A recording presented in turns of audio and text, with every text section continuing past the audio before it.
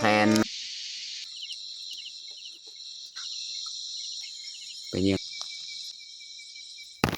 ฝนมาพี่น้อง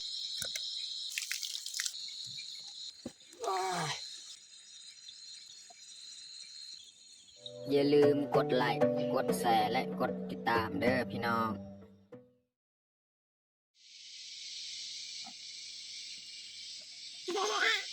ครับสบายดีแล้วก็สวัสดีเบิร์ดสู่ครูสู่คนเนาะยินดีต้อนรับเข้าสู่ซองบ่าวยืงเอาน้องพลอยสบายดีFCสบายดีFCน้องพลอยสบายดีสิทุกคนทุกคน มื้อนี้เฮาเฮ็ดยังมื้อนี้เฮ็ดยังน้องพลอยไปได้นอนก่อนมื้อนี้แมนเฮาจะนึ่งข้าวนึ่งน้ำก็คือมื้อนี้เป็นมื้อตอนแรงคือเฮาสิมาเฮ็ดอาหารแรงหรือว่าเฮ็ดข้าวแรงเนาะพี่น้องเนาะเพราะว่าบางทีเฮาก็เลิกจากเสียหญ้าเพราะว่าน้องแพงก็ได้นอนหลับบางทีเนาะพอดีบางนึงก็ไปเสียหญ้าน้ำเมียเนาะ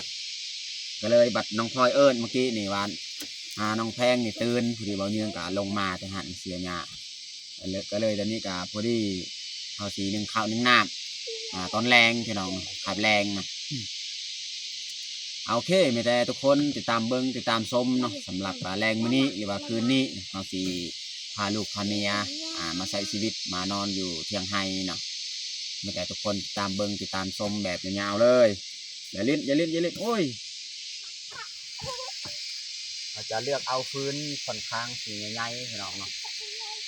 เพราะว่าเราต้องได้ใส่พื้นใหญ่ๆเรานอนคืนนี้นะพี่น้องเนาะเลือกเอาพื้นดนใหญ่ๆ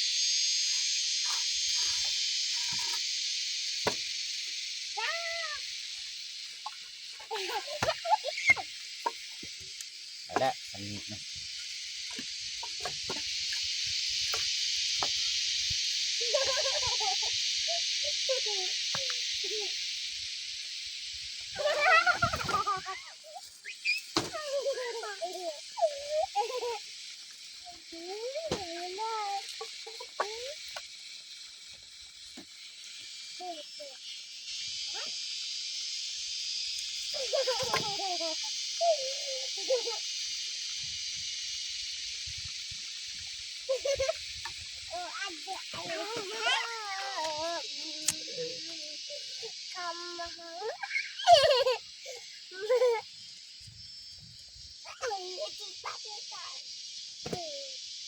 ไม่ลักกระจาปีผ้า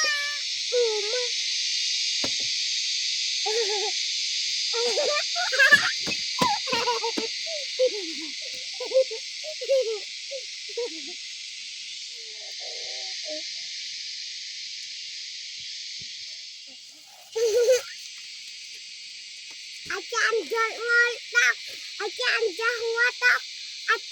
ไรดักบ้าอาจารย์จะหัวก็นี่เขาจะเอาข้าวเจ้าพี่น้องเอามาหุงเอาไว้หุงปกตินี่แมนเขาเอามาหุงนี่แมนซองจอกพี่น้องเนาะซองจอกอันนี้แหละ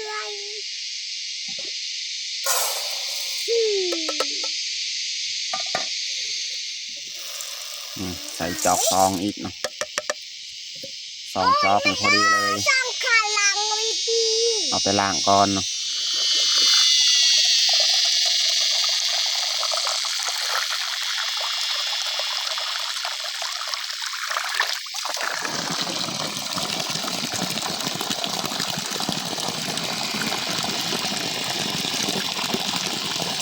ข้าวอันนี้นี่งามดีพี่น้องข้าวเจ้า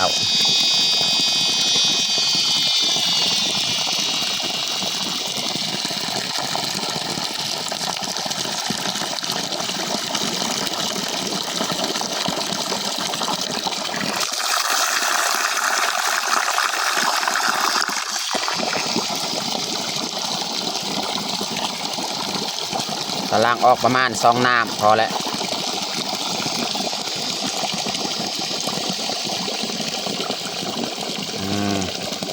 ตัวนี้พอแล้ว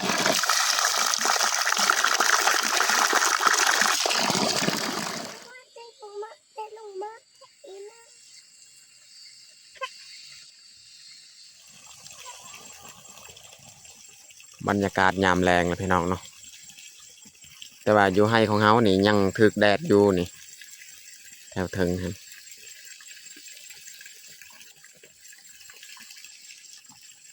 หญ้านี่6ขนาดนะพี่น้องบางคนว่าคือบ่เอาว่าจักตัดหญ้ามาตัดสิตัดแนวใดพี่น้องเอ้ยมันมีต้นข้าวนี่เฮาปลูกตัดบ่เป็นดอก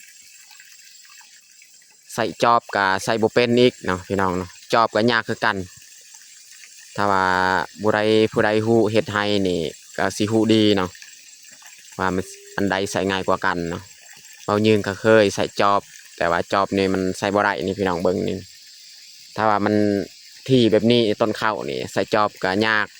มันได้เล็กแวกเฮาแบบนี้แหละขวดเอาง่ายๆพี่น้องเนาะถึงว่าจะบ่ได้ความไวความเร็วมันก็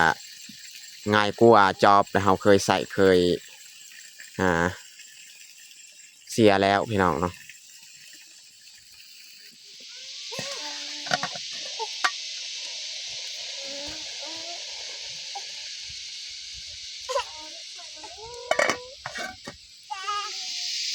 พาน้องพลอยเสียหญ้าเอาพอบมาเชียงไฮ้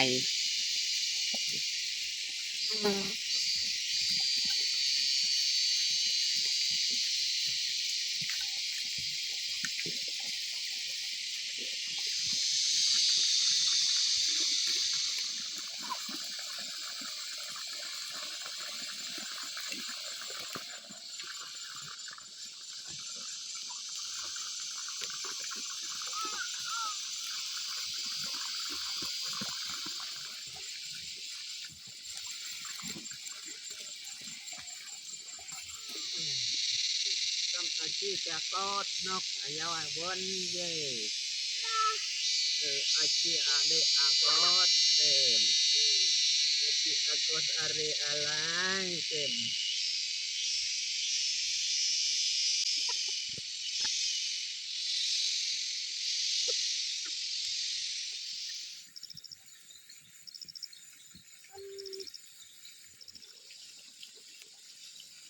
บรรยากาศก็เริ่มมืดลงแล้วพี่น้องเนาะพอดีตะเวนกำลังตกดินพี่น้องเนาะ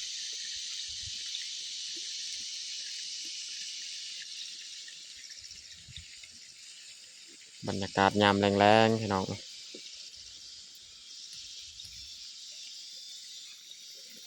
น้องพลอยนี่ยังเสียหญ้าน้องพลอยพูดน้องมุกดากันยังเสียหญ้าพูดอยู่ถึงพูด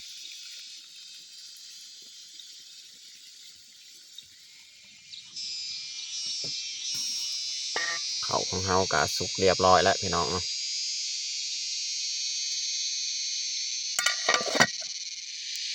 สิเอาข้าวอันนี้ไปแช่น้ำให้มันเย็นนะ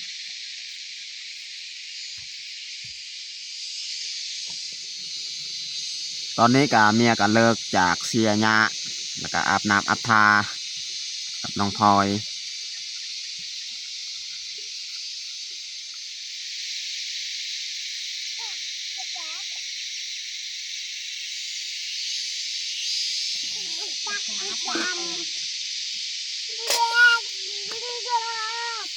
อันนี้เราสีตักออกเขาใส่ชามเลยเนาะเขาอันนี้เขาก็แช่ไว้มันเย็นแล้ว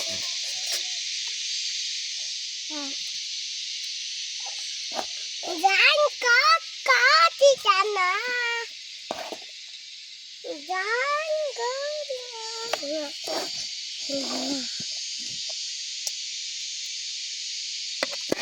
đi luôn đường cả phải bật mặt cho con nó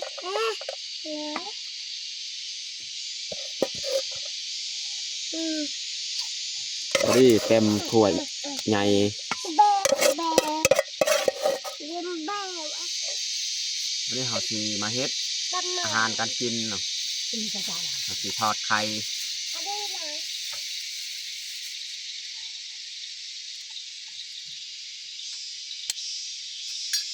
โอ้ยดังกระจาย อ่าจะเอาอย่างนี้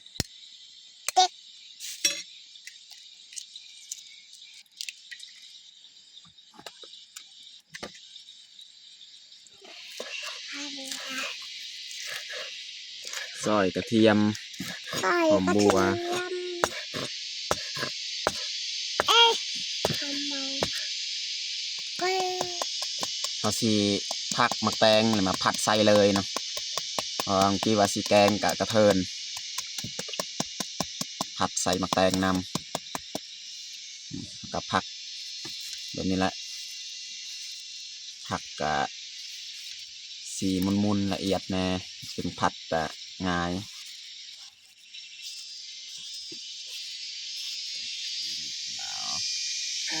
อะกาอะพา เออ เอ๊ะ อ๋อ ไปไปไป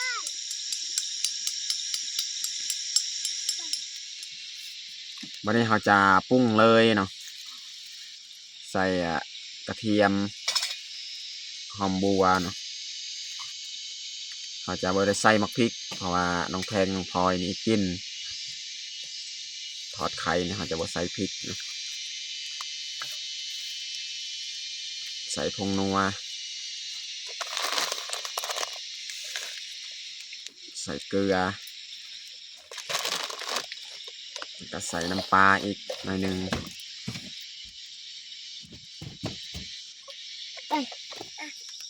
เอาจุด ใส่หมักแตงแถวซับ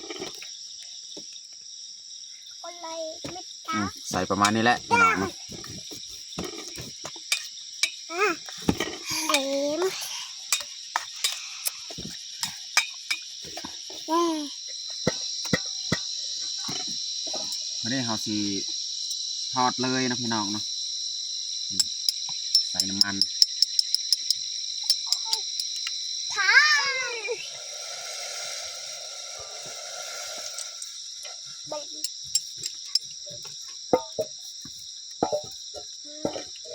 ใส่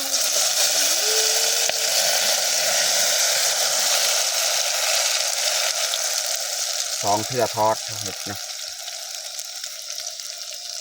พอมันลาย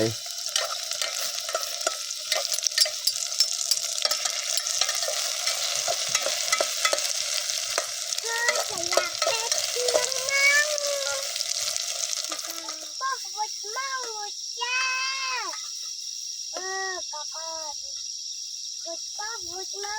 จ้าวุดก็วุดเมา โอเคเรียบร้อยพี่น้องเนาะ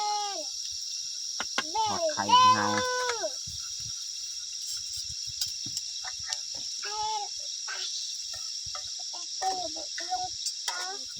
วุดเมา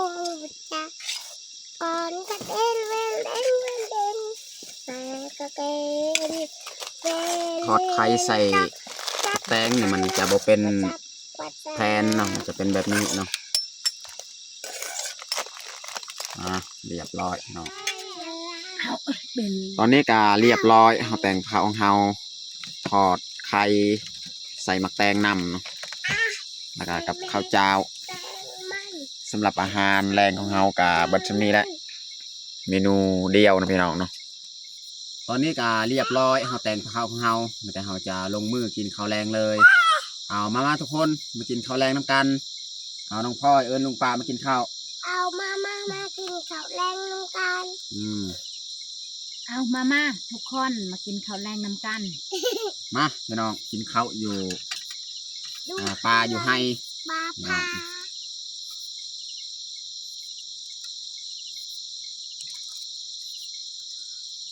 ไก่ เล่นน้องพ่อย แล้วนากระจาย กะให้ดอ อืม ให้ ถ้าพอก็เสร็จดังลูกกำลังดาว อืม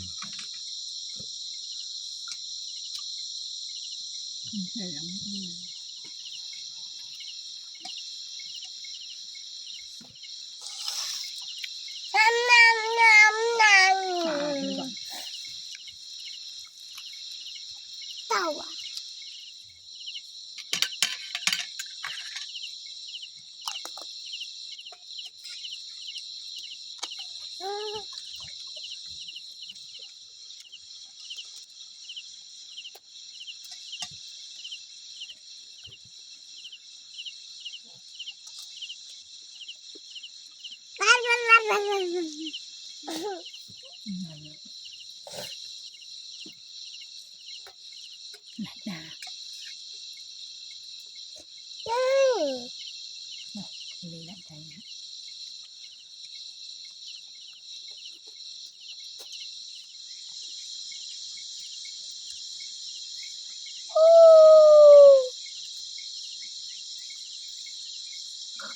จ้า กัดลูกกัดลูกกัดเลยเต่ามันข้าว ตอนนี้เฮากากินข้าวกินน้ำเรียบร้อยพี่น้องเนาะมีแต่สิให้จุลูกเมียนี่แม่นอยู่นี่แหละคอยสิลองเลาะไปหาเยื่องเทียดพี่น้องหาเยื่องเทียดพูนอยู่บอนเดี๋ยวไปนอนสุดก้อนนั่นแหละไปเยื่องแต่ว่าเดี๋ยวนี้ข้าวมันขึ้นแล้วจะมีบางทีเขาเยื่องกับบริเห็นหยังดอกเพราะว่าข้าวมันสูงแหละข้าวของพระเจ้าถ้าว่าซ้ำข้าวของเฮานี่บางทีเยื่องได้แต่ของเขาหั่นข้าวมันสูงเขาเยื่องกับบ่ค่อยเห็นเทียดนะโอเคมีแต่ทุกคนติดตามเบิ้งสิลองไปเยื่องเบิ้งเนาะถ้าให้ลูกเมียนี่อยู่เทียงนี่สิเยื่องเบิ้งถ้าบ่มีเฮาก็สิได้กลับมาอาบน้ำอาบท่าแล้วก็นอนเนาะ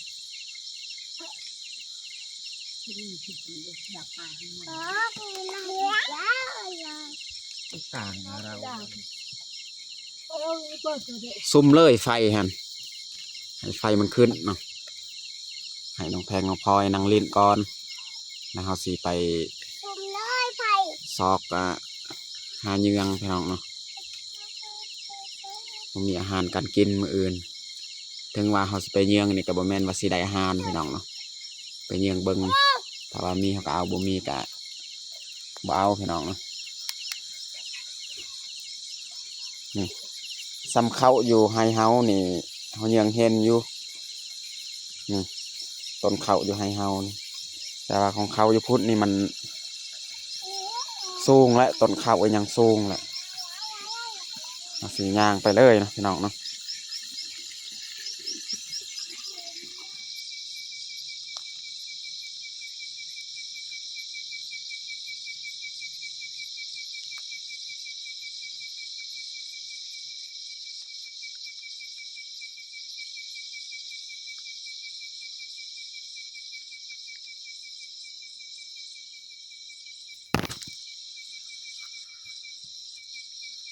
โอ้หลุดไปแล้วหลุดไปแล้ว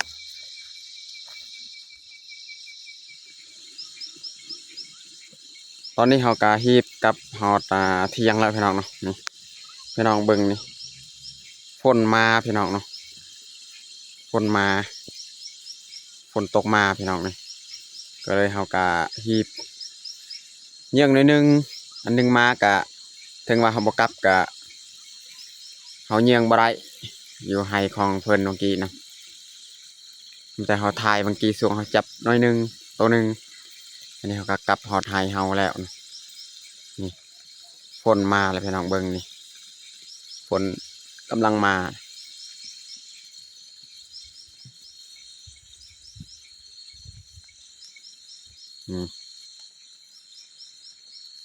น้องพลอยก็ยังเล่นโทรศัพท์อยู่น้องพลอยเพราะว่าเขาไปกับเขานึงเมื่อกี้นะพี่น้อง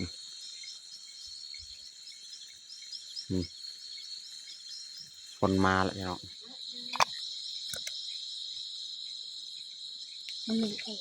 อันนี้แหละเคียดที่เขาไปเยืองเมื่อกี้แหละ 2-3 โตบ่ได้นะเขามันสูงแหละได้แต่เท่านี้พี่น้องเนาะ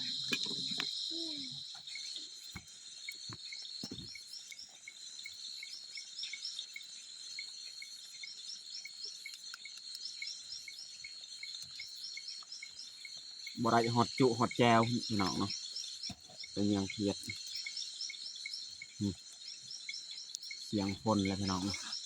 คนมาแล้วถึงว่าคนบ่มากะเขาเยื่องบ่เห็นดอกต้นข้าวมันสูง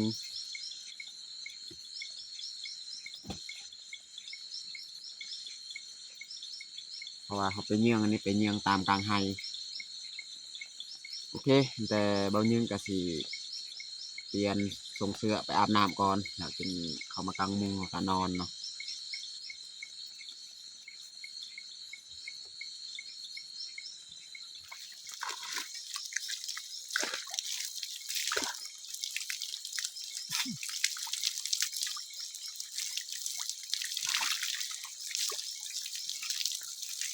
อาบน้ำพี่น้องอาบน้ำกลางคืนเลย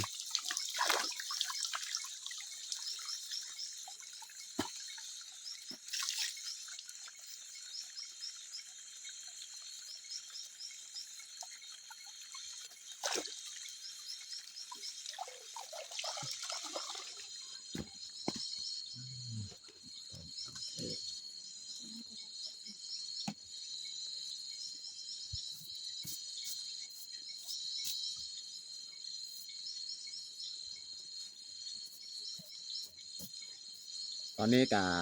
อาบน้ำเรียบร้อยพี่น้องเนาะต่อไปแต่เราสิเตรียมกางมุงกางมานเนาะ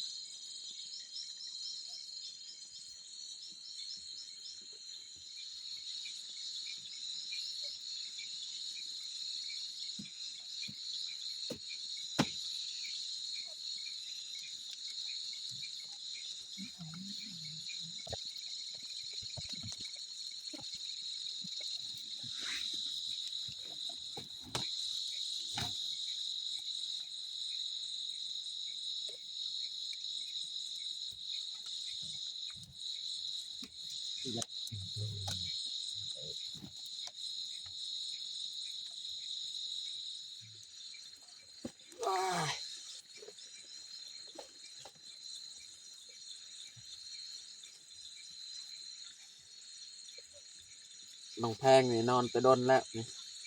น้องพลอยนี่ยัง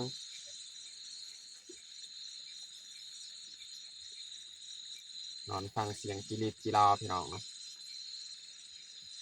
ตอนนี้กับเวลา9 โมงเพราะว่าดนของอาบน้ำอีกเป็นเยืองเครียดอันนี้ก็ฮอด9 โมงปลายแล้วอยากเข้า10 โมงแล้วไปเขาก็สิเตรียมนอนพักผ่อนเลยพี่น้องเนาะบัดเขานอนจังนั้นก็มอดไฟเลยพี่น้องเนาะ